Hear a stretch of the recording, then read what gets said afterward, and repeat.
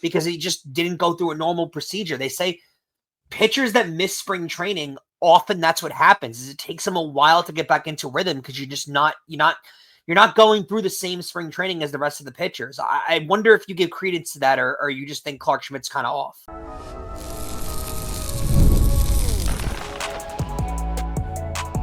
You are Locked On Yankees, your daily New York Yankees podcast. Part of the Locked On Podcast Network, your team every day. Welcome to Locked On Yankees, which is part of the Locked On Podcast Network, your team every day. Thank you for making us your first listen every day. I'm one of your hosts, Stacey Gotsoulias. Today's episode is brought to you by FanDuel. Right now, new customers can get $250 in bonus bets when your first $5 bet wins. With me, as usual, my co-host, Brian McKeon. Brian. The Yankees cannot last. Yeah, it was a rough go. The lineup was weird. People are out. A lot of stuff happening. Before we get started, don't forget, subscribe to Locked On Yankees on whichever podcasting platform you prefer. We're right at the cusp of 8,700 subscribers, which is really cool. So subscribe to the channel on YouTube, like our videos, and hit the bell so you're notified when our videos go live. On today's show, we'll preview games 2 and 3 against Cleveland. We'll tell you what the pitching matchups are and what to expect. We're going to talk about how awesome Max Fried is, because he's really awesome. But first, we'll talk about the first game of the Yankees-Guardians series in Cleveland. Not great. Iffy start from Clarke Schmidt. Some people out for paternity leave, which is perfectly acceptable. I don't have a problem with that. Congrats to Trent Grisham and his partner, because I'm not sure if it's a wife or a girlfriend, having a baby. Very good. Ben Rice was not in the lineup. Pablo Reyes was playing right field. It was just a weird it felt like it was going to be a weird game as soon as the lineup came out, and I thought to myself, oh, I don't know if I like this. Yeah, I don't like how it feels like they're limping towards their first off day in about a week and a half.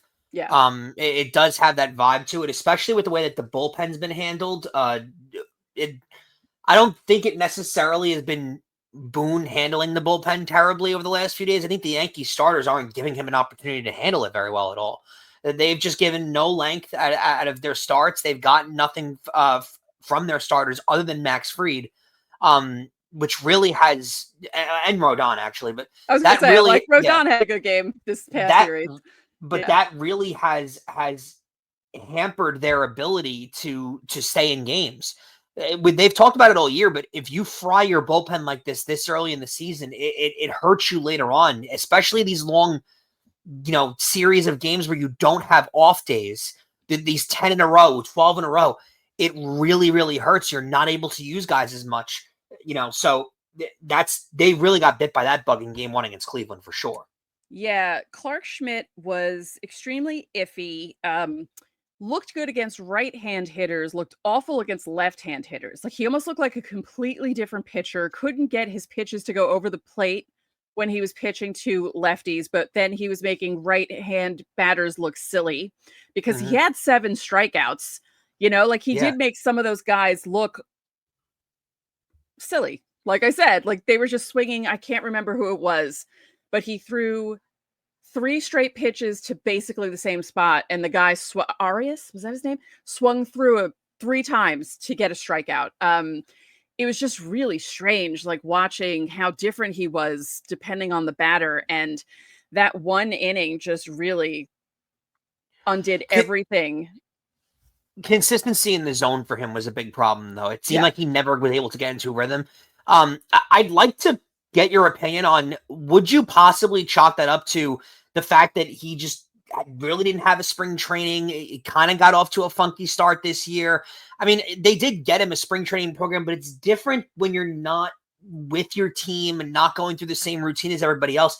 You kind of saw this last year with Garrett Cole.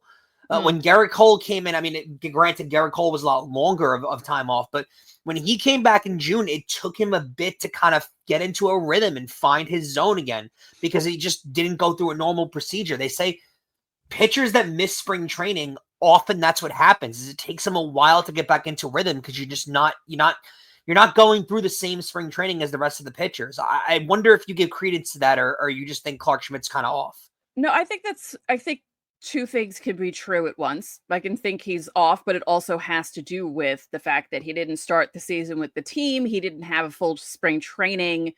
He came into it, or he became injured and had to have everything start over again at one point. And, Schmidt's the type of pitcher, and I think they mentioned it on the broadcast, where in his last start, he looked iffy at first, and then he was able to kind of get into a groove, where this game, he did not. He looked okay in the first 2 innings, and then that third inning, he just completely fell apart. Too, because the last start, that is exactly what happened, right? In the last start, he really looked shaky and then dialed it in and was unhittable the last couple innings of that start. So you kind of were waiting for that to happen in this start, and it just never did. He never clicked in and got in that zone. Again, this did feel like a game, though, coming in. The Yankees were kind of set up for failure here. The way the lineup was set up, the way the bullpen had gotten the only way they were winning this game really is if Schmidt was able to give them some serious length, and he really wasn't able to. And surprisingly, though, it did come down to one final at bat for Aaron Judge, which is insane. Yeah, I mean, I'm not going to kill Boone for. I think he did a pretty good job, actually, considering Schmidt. 4 innings. You don't want 4 innings from anyone, but props to Gomez for only giving up the 1 run in 3 innings, and then Yarbrough pitching. The bullpen usage, I was looking at it just now. There was a lot of usage on the 18th and 19th. Weaver, Leiter Jr., Hamilton, Gomez, and then Cruz and just Cruz, because Fried threw 102 pitches on Sunday, so that actually helped. But you have Will Warren this series, and after what happened in the last series, where he didn't even make it out of the second inning, and that was a big bullpen game, and the bullpen actually helped the Yankees win. A lot of people were upset with the way Saturday's game went, because they went into the 9th inning with a 4-run lead. Devin Williams comes in, blows up, and then they lose an extra innings. But when you think about it, the Yankees probably shouldn't have won Thursday's game with the way their starter left in the second inning. So it felt like kind of almost like a makeup game in a way for the Rays. You don't like them losing like that, but that's the way it felt. So I think going into Tuesday's game, you have Williams, you have Weaver, you have Leiter. Hamilton might not be available because he threw 20 pitches on the 17th and 25 on the 19th. That's a lot. They've been taking care of him too, coming off the injury too. They haven't really liked to use him very aggressively this year. Yeah, so they really need Will Warren to something make 5 innings. 5. Yep. That's the problem, though. We keep talking about it, though. It really, if you want to be honest, it really highlights the importance of guys like Rodon and Fried, giving them those lengthened starts. Could you imagine if they didn't get that? Yeah. Where they'd be at with the bullpen right now? I can't blame Boone, honestly, for the handling of the bullpen. I've seen that narrative out there that, Boone's managing the bullpen has really fried the bullpen so far this year. I don't think it's that. I think he's had no option. He has not, regardless of even Rodon in most of his starts hasn't given you crazy length, but other than Fried, who in this rotation has consistently given the Yankees length in their starts? Yeah. Even in good starts, you're getting 5 innings out of guys. Yeah, because even when you look at, Rodon and Fried threw 102 pitches. Fried in his previous start on the 15th threw 94 pitches. Then you had Warren threw 53 in those barely not even 2 innings. Schmidt threw 73 in his last start on the 16th prior to Monday night. Carrasco, 79 pitches on the 14th, 75 on the 19th. I think there are some guys who should be available on Tuesday if Warren gets out early, and it's more of the elite arms that, like Tim Hill would be available, Weaver would be available, but you really don't want that to happen. You would prefer for that to happen in the last game of the series because they have the day off the next day. You don't want to really. And you get the early game too. You get a little bit of extra rest too because you have the earlier game. It's been in a tough spot, but this is where those signings like Yarbrough really do wind up being really clutch, especially because when you don't get length.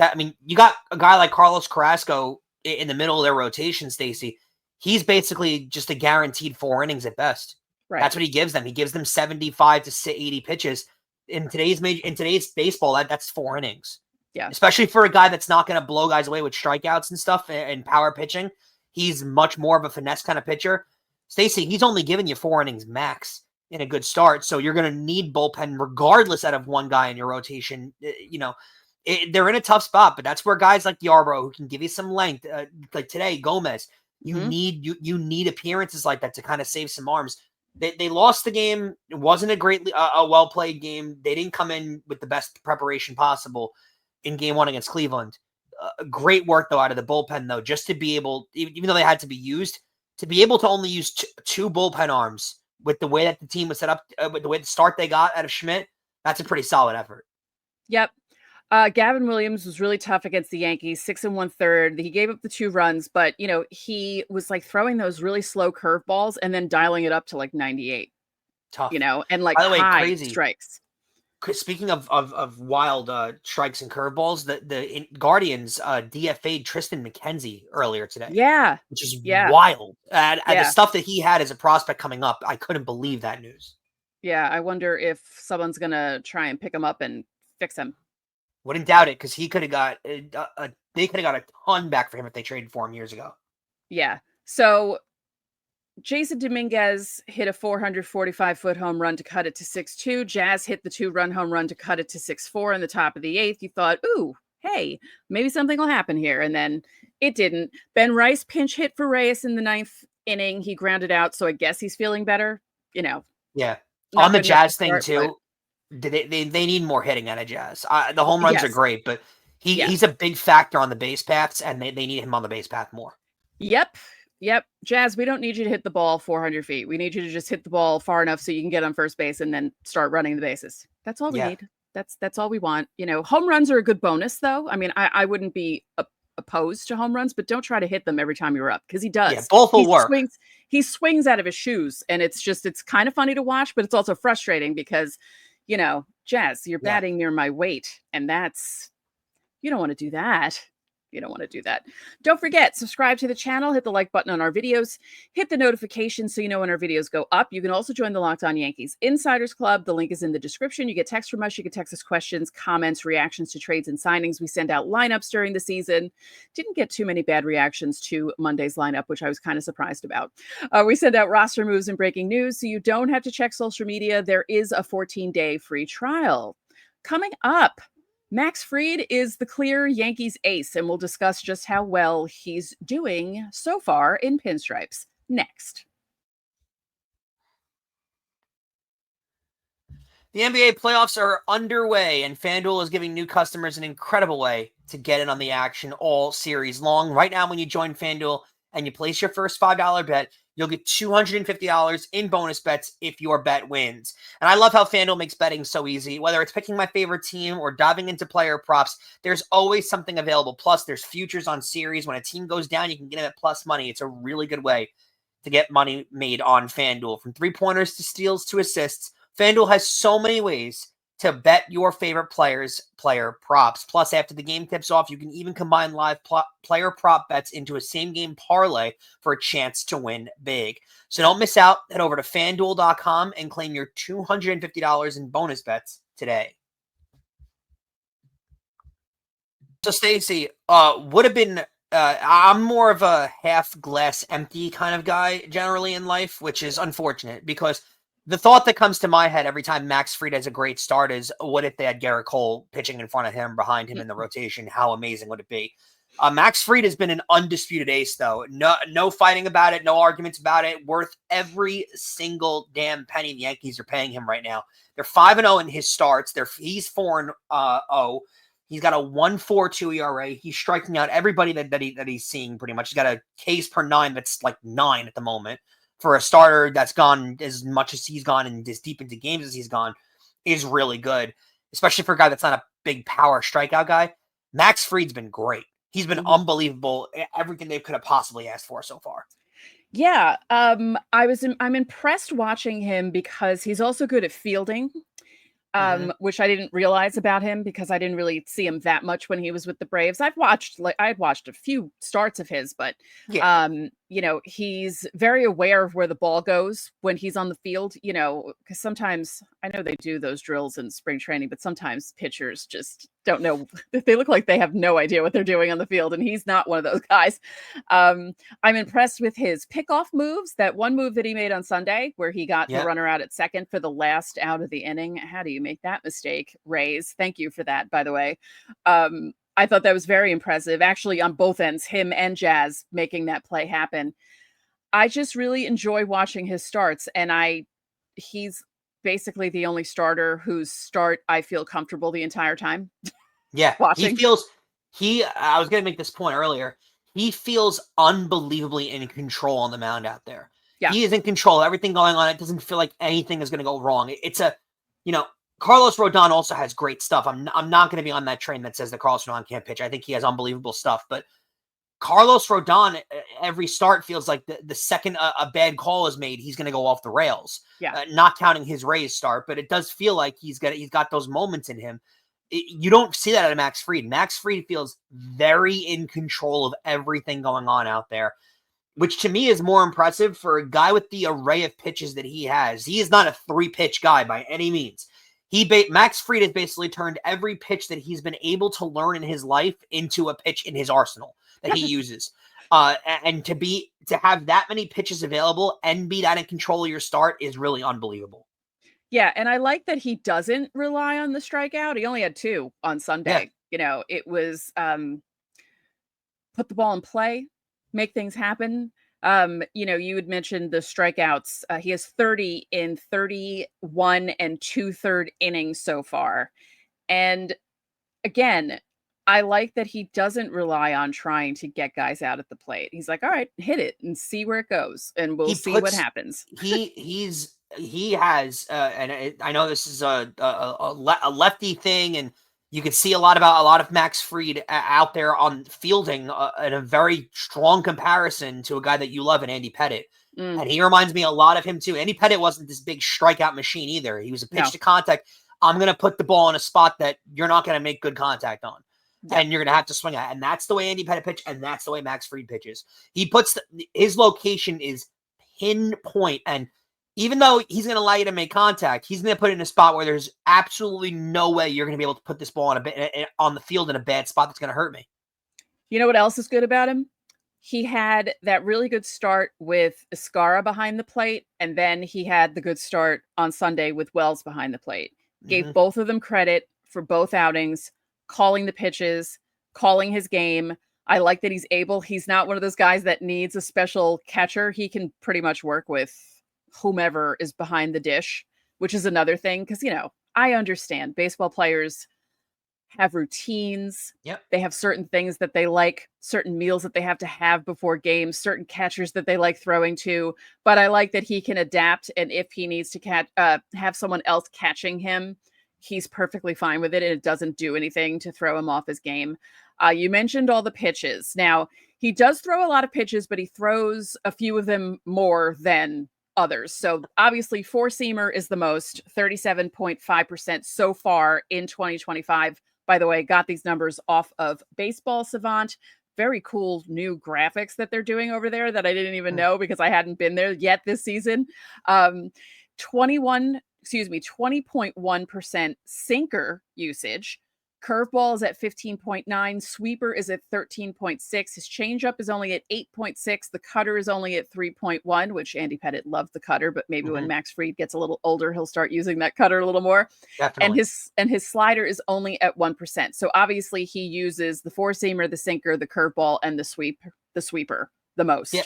A guy that used the cutter late in the career that really benefited him was CC Sabathia. He didn't use the cutter at all early on in his career and really developed it later on. And he was a 3-pitch pitcher. He was a fastball, slider, changeup. That was all CC did early on, and it worked for him because he's a power guy. Fried's not a power guy. His stuff really translates to a productive long contract. I know people weren't comfortable with the 8 years, but Fried's stuff really does translate to being able to pitch late into his 30s because it's not velocity-based remotely. It's all on location. You saw Andy Pettitte pitch late in his career and pitch effectively, too. Fried could absolutely be that guy too. Yeah, Andy Pettitte pitched till he was 41. Yeah. Fried's velocity range, his lowest is 75.5 on the curve, and his four-seam fastball, so far his fastest was 93.7. So he fits in well in the early 2000s. Yeah, you know what's crazy is 93.7 is like a good velocity in the early 2000s. Now if you throw that, you're a slow pitch guy. Yeah. It's crazy. Yeah. Not as slow as Ryan Yarbrough, who pitches 86 miles an hour with his fastball. And think about that. Max Fried's is 7 miles an hour faster than that. And not fast. Right. Like that's compared to Rodon and Cole, it's not even close. Yeah. Yeah. On Sunday, he had that no-hitter going. And then the scorer changed it in the middle of the inning. There's a lot of shenanigans going on Sundays. Stupid. Aaron Judge had a home run. Now, what if Aaron Judge is about to break the record or just misses breaking like the full record, the full home run record? Like, what if he goes ham during the summer and we look back at that home run in Steinbrenner Field that wasn't called a home run? What's funny is you would have been able to tell if they were playing in a major league stadium because the foul pole is significantly shorter in Steinbrenner Field because there's no upper deck they have to protect against. Just a weird set of circumstances. The Fried thing, by the way, is really stupid to make that call in the middle of the inning. I mean, what are we doing on a no hitter like that? That's not fair. That's not fair to a player. And like Fried didn't even realize it because when he gave up, he ultimately gave up a hit anyway. That fell into center field. And then when he was coming off the field and he looked up and he saw there were two hits, he was like, "Oh, okay, I had no idea." Not fair. Yeah, kind of silly. Now I feel like Fried is the perfect guy to help the Yankees not fall into or slide into a losing streak because Saturday's game was demoralizing. Okay. You go into the bottom of the ninth up 4 with your closer in, you expect to win that game. You don't expect to lose that game. And the Yankees not only lost it, they lost it on a walk-off in extra innings, which makes it even worse. And I feel like Fried is the Cole of 2025. Like Cole felt like in 2022, when you thought the Yankees were really going to fall into a hole, you always could rely on him to bring them out of it. And even in 2023 a bit as well too. And I think Fried is that guy. I don't expect Rodon to be that guy. He had a good start against the Rays, but as you said, and as we keep saying, there's always that part of you watching a Rodon start, expecting the other shoe to drop, which is a horrible feeling. But more often than not, the other shoe tends to drop and something bad happens when he pitches. Where so far with Max Fried, we're not getting that. And he doesn't seem like the type of pitcher where that would happen. He might have a bad game and he might have a game where things aren't working right, but it's not going to be one of these games where he strikes out 7 and he's mowing people down and then all of a sudden a bad call happens and he falls apart. That's not the type of pitcher that Max Fried is. Very mentally strong out there. He's your ace right now. And that's the job of an ace, right? Is to go out there and potentially stop any chance of a losing streak. That's how teams consistently win. So that's why these guys are worth it, Stacey. Paying the money to these starters. I know there's some teams, there's philosophies out there that are against this kind of stuff. That's why it's worth it because at minimum, a bad Max Fried start, and you've seen it with Cole, is 6 innings, 2 runs of keeping you in a game. At bare minimum, these guys keep you in every game that they pitch. It's impressive with how good some of these guys are. It really is. Yeah. Yeah. So good job by Max Fried so far. But we realize it's only April 22nd as this show goes up. But, 4-0 in his first. Yeah, 4-0 in his first 5 starts with a 1.42 ERA. Way beyond expectations at this point. So absolutely. Keep it up. Max Dorian Fried, which is his full name. I looked it up yesterday. Wow. Yeah, because I wondered if he was Maxwell, because I have a friend whose son Max is Maxwell. And I thought, oh, is it Max or is it Maxwell? It's just Max. So there you go. All right, coming up, we're previewing games 2 and 3 between the Yankees and Guardians in Cleveland next.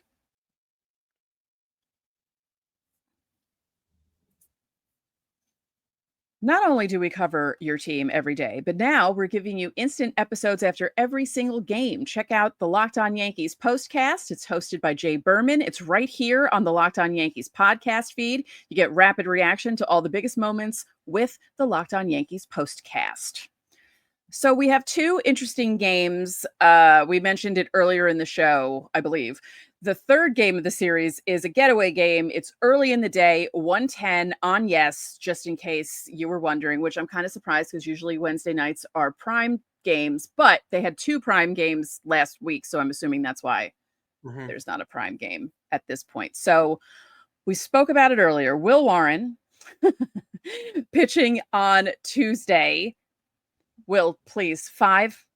Even if it's 5 and you give up like 2 or 3, just give us 5 innings. Like at that point, I don't even care. Like just please don't make the bullpen arms fall off. You did mention there is the benefit of they do have the off day on Thursday, and plus you will have a lot of their elite arms available out of the bullpen, but the game's got to be close to make the elite arms worth using. Right. So, I mean, keep it close, keep them in business there. This is a tough series. The positioning of it in the schedule is not easy for them, especially coming up that Tampa series, the 4-game series. Yeah, they're in a tough spot in this series. They're going to need a lot of length out of Rodon on Wednesday's start. Yeah, and by the way, kudos to the Yankees for again recovering after that really bad, because that could have gone Sunday could have gone badly if they had someone else starting that game. So it's Will Warren, who's 1-0 with a 5.17 ERA against Tanner Bybee, who is 1-2 with a 5.85 ERA. So we'll see how that goes for the Yankees. And then on Wednesday afternoon, Rodon, who's 2-3 with a 4.34. That one start against the Rays lowered his ERA by a full run. So good job there against Luis Ortiz, who is 2-2 with a 5.48 ERA. Weird for Cleveland because it feels like over the last decade, let's just say, they have really won a lot of games on good pitching. Good starting pitching has done a lot for them. So seeing guys in their rotation with big ERAs like this, very strange, a different path for Cleveland. Yeah. As I mentioned in segment 1, Gavin Williams was impressive on Monday. He really was. Frustratingly impressive. Yankees were like hitting into double plays, couldn't get anything going. And as I said, throwing that curveball, that lazy curveball that just makes it over the plate. Although I do have a bone to pick with what was the guy's name? Marley? Is that his last name? I can't think of his first name. The home plate ump. He was bad for both teams. Yeah, it's particularly in the 9th inning too. It's rough. I can't believe, but I feel like every game I'm saying they need ABS. I know some people don't want it, but after watching how some of these umps are performing and how they're, why it's 2025. How are we still calling low strikes on Aaron Judge? How? Well, you're right. And not even the low strike too, because in the last at bat that Judge had, that ball that was out of the zone, it was a good 5 inches off the plate. Yeah. I mean, it was well off. It really did. I mean, it's the joke as old as time, but it felt like the umpire had dinner reservation somewhere. Like he just wanted this game to get over with. That final, and I'll give credit where credit's due. The Austin Wells strikeout was a strikeout. That was strike 3. I know Austin Wells didn't like the call. Boone doesn't like any call, but he didn't like that call. That was strike 3. I'll call it like it is. That ball was in the zone, and it's a pitch that with 2 strikes, if you're Austin Wells in the 9th inning, you got to be swinging there. I'm sorry, like that. Bat's got to get off your shoulders. But to immediately follow, you usually think, even if Boone knew that was a strike, it's usually to Wells. It's usually worth complaining because generally when you make yourself heard, that does buy you a close pitch. Generally, when you're complaining like that, it means that next close pitch, they'll give you a ball. They'll throw you a bone sometimes. Knowing that Aaron Judge is coming up, it was worth complaining about because, all right, they'll probably throw you a bone. First pitch of that at-bat, the ball's 5 inches off the plate and they call it a strike. It was insane. And you saw, which is rare because Aaron Judge never has massive reactions. He even gave his hand like, you got to be kidding me. And he never gives you that. So, I mean, the umpiring really was awful. I don't know how at this point, Stacey, you could really have an argument against ABS. I really don't. Speaking of that, on Sunday, I predicted that Boone was going to get ejected by the 4th inning because I could tell immediately. I thought to myself, yeah, he's not long for this game. He's definitely getting thrown out at some point. And he did. Yeah. He had every right to, because that ump wasn't that great either. And I don't know. I don't understand how guys can call pitches that far off the plate to a righty. He was calling inside pitches to the left-handed batters. Like, it was just, and then as I said with Williams, he would throw those curveballs that would land where it looked like it lands below the box, but it kind of crossed over the plate. Schmidt would make the same pitch, a ball. I'm like, hello? I don't know if it has to do with replay or we just notice it more, but I got to be honest with you. In all my years of watching baseball, and you've watched longer than me, I don't remember umpiring. That wasn't a slide. It was just kind of like, I don't remember ever umpiring being as consistently bad as it's been over the last 5-6 years. I think it's because of the box and the screen. Maybe we just notice it more. We notice it more because of that. So bad. It really is. is. I mean, there were bad. There've always been bad umpires. I mean, Angel Hernandez was always bad. Stevie Buckner was always bad. Joe West was mostly bad. And you're not supposed to know who an umpire is. You're not really supposed to know their names. Yeah, if I know your name, it's a bad thing. Laz Diaz. There's like a slew of them that you know their names, and you really shouldn't. Like Jordan Baker. But like you said, Aaron Judge's favorite. We have the ability now to fix that. So let's just do it. Yeah.